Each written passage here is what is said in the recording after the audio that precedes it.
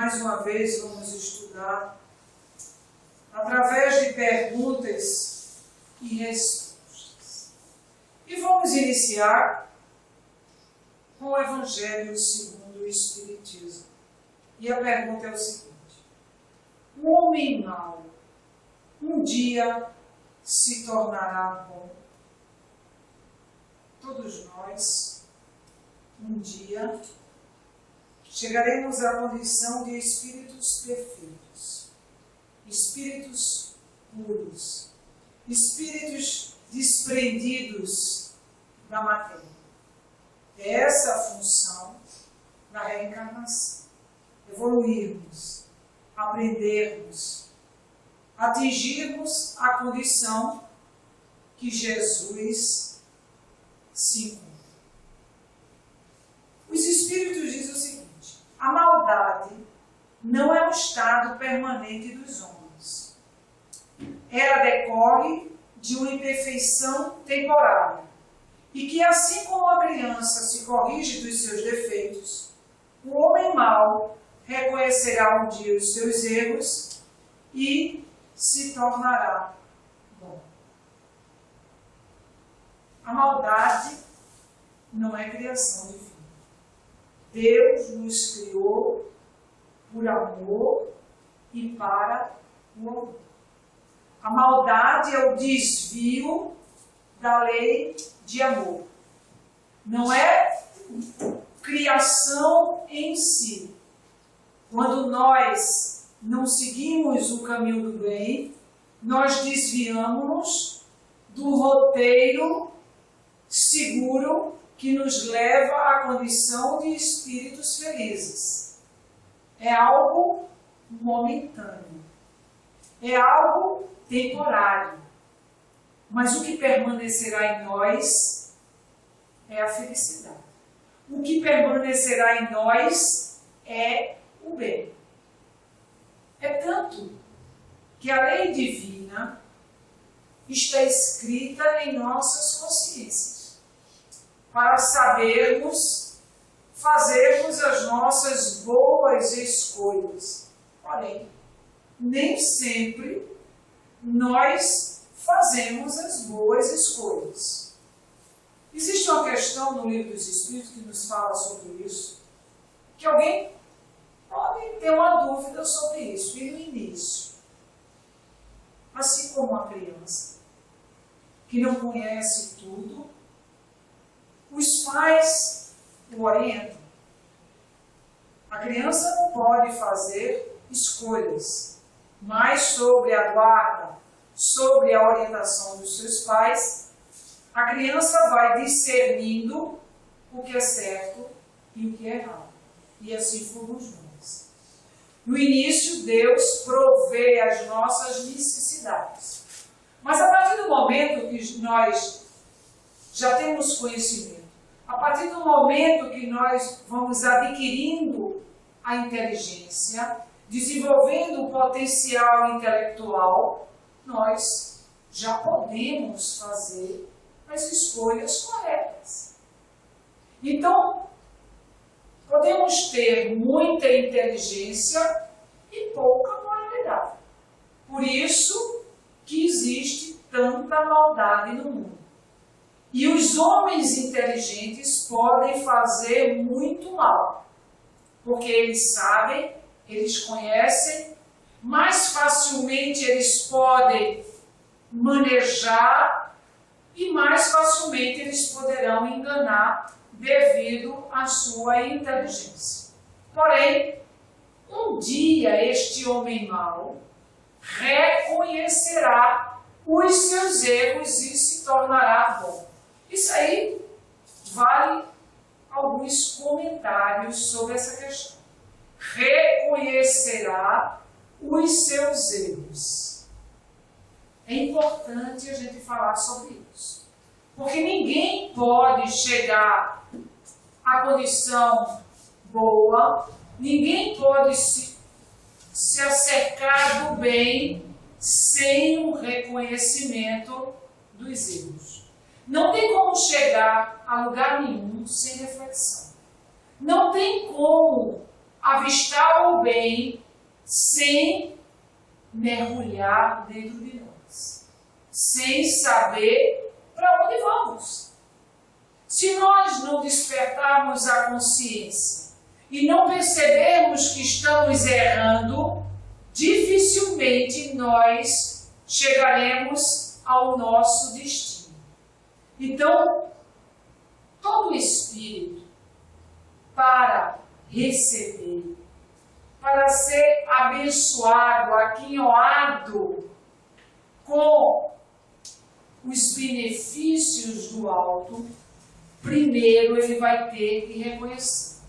É o primeiro passo para a reabilitação do espírito, é o arrependimento. E o arrependimento é justamente o reconhecimento do erro, é o reconhecimento do mal, para que ele possa começar a trilhar um novo caminho. Então, qual a nossa dificuldade na vida? A dificuldade de aceitar. Nós temos a tendência de vivermos no automatismo. Vamos errando, vamos cometendo os desatinos, vamos desviando da lei de amor. E, logicamente, quando nós desviamos da lei de amor, virá consequências em nossas vidas, não tem como vir. Um dos princípios da doutrina espírita, que faz parte da lei natural, é a lei de ação e reação. Se eu cometo um erro, sabendo que é um erro, a gravidade é maior. Teremos consequências. E diante dessas consequências, as consequências vêm justamente para que a gente reconheça. As consequências não é um castigo divino. É a bênção do Pai para que a gente possa perceber que existe algo errado, que fizemos alguma coisa errada para estar passando por aquela situação, porque senão Deus seria injusto. Ninguém passa por situações na vida se não fez nada. Alguma coisa eu fiz para suceder tal situação em minha vida. E tudo existe uma relação com os nossos atos, com as nossas escolhas, tanto para o bem quanto para o mal. Então eu só posso chegar ao bem se eu reconhecer o meu erro. Então o reconhecimento é o primeiro passo para a reabilitação da alma. O arrependimento. Mas não basta o arrependimento. É preciso ação. Ah, bem, eu estou passando por essa situação em minha vida porque eu sou uma pessoa muito arrogante. Eu sou uma pessoa muito vaidosa. Eu procuro exercer domínio sobre as demais criaturas. Então, o que eu vou fazer? Eu vou continuar agindo daquela maneira, porque a coisa vai agravar. A situação vai piorar. Eu vou ter que perceber que aquelas situações que surgem em minha vida é consequência dos meus atos, da minha maneira de se portar perante a vida. E algo muito importante que a gente precisa perceber é porque a gente muitas vezes presta atenção ao que está externo, a fatos exteriores, a acontecimentos materiais. Acontecimentos materiais é consequência do mundo íntimo. É consequência de sentimentos. Precisamos estar mais atentos, mais profundamente aos nossos sentimentos. Porque tudo é gerado pelo mundo íntimo. Se o meu sentimento está em desequilíbrio, naturalmente quando alguém faz algo contra mim, em relação à minha pessoa, mais facilmente eu vou desequilibrado. Existe uma relação muito grande entre o mundo visível e o mundo invisível. Isso já foi dito pela espiritualidade superior a nós. Os espíritos interferem em nossas vidas muito mais do que possamos imaginar, a tal ponto que eles muitas vezes nos dirigem. Bem, os espíritos podem nos dirigir se nós permitirmos. Porque nós não estamos atentos aos nossos sentimentos. Quando um espírito se aproxima de nós, ele traz algo de sua natureza. A sua natureza fluídica. Uma pessoa sensível, ela pode perceber naturalmente, não precisa ser médium. Todos nós, segundo Allan Kardec, somos médiuns. Todos nós somos suscetíveis de sentir presenças espirituais em nossas vidas. Então, quando o espírito se aproxima de nós, seja encarnado ou desencarnado, mas como é mais difícil detectar um desencarnado, porque nós não estamos vendo a expressão do seu olhar, não estamos vendo o seu gesto, mas existe nele a natureza que ele traz. Que natureza é essa? Os seus sentimentos. Precisamos saber quem somos nós, qual a nossa natureza, qual o nosso mundo íntimo, para que quando o Espírito se aproxime de nós saibamos perceber que aquilo não faz parte da nossa natureza. Vamos supor, eu sou uma pessoa de bom humor, eu sou uma pessoa de natureza fácil e acordei, como as pessoas muitas vezes dizem, com o pé esquerdo. E naquele dia tudo deu errado. Naquele dia tudo aconteceu para que eu me irritasse. Eu tenho que parar. E buscar, através da oração, como Jesus nos ensinou, através do vigiar. O que é vigiar? Alguma coisa errada está acontecendo comigo. Minha natureza é uma natureza tranquila, uma natureza bem-humorada, mas hoje eu me encontro muito irritado, muito inquieto. Possivelmente tem a presença de um espírito.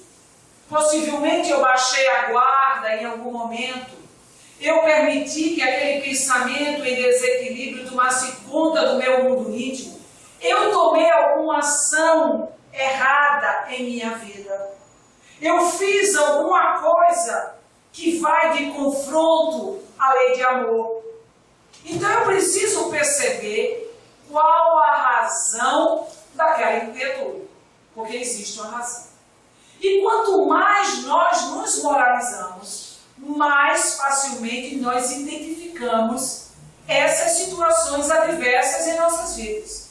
Quanto mais nós nos purificamos, mais nós ficamos perceptíveis a essas naturezas fluídicas que se aproximam de nós. Isso faz parte da lei de crescimento espiritual. Um espírito que está acima de nós, ele vai perceber o nosso mundo íntimo. Ele vai penetrar em nossa essência, porque ele está acima de nós. Assim somos nós. Nós poderíamos, pelo conhecimento espírita, já dá para ter uma percepção da natureza das pessoas. Todas as pessoas que começam a aprender o espiritismo, começam a entender o que é vaidade, começam a entender o que seja orgulho, começam a entender determinadas coisas que antes não sabia, que antes cometia e não se dava conta que cometia. Hoje, com o conhecimento espírita, nós já identificamos tais situações. Quando uma pessoa se aproxima de nós e começa a se gabar, começa de forma muito infantil a mostrar algumas características, nós já identificamos, essa pessoa é muito vaidosa. Então, só pelo conhecimento espírita, a gente já começa a identificar as situações adversas. Mas é preciso mais. É preciso o autoconhecimento. E o autoconhecimento vem também do esforço da nossa moralização.